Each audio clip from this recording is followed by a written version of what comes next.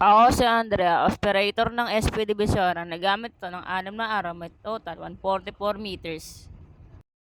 Ito po yung printer head.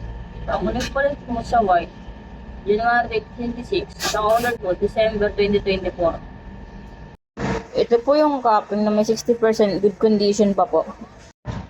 Head clean.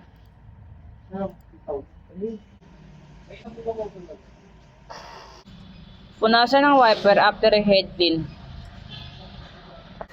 Nozzle check.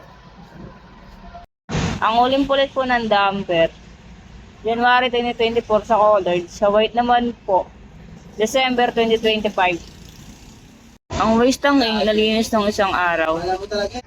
Ito po yung ABR at ground wire. Ito po yung aming stocks. Ito na lang po yung aking stocks. Sa consumables, nag-consume ako ng isang film,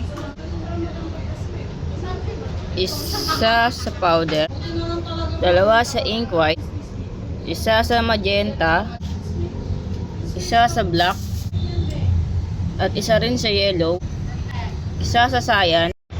Ito po yung physical inventory, daily output, at daily checklist.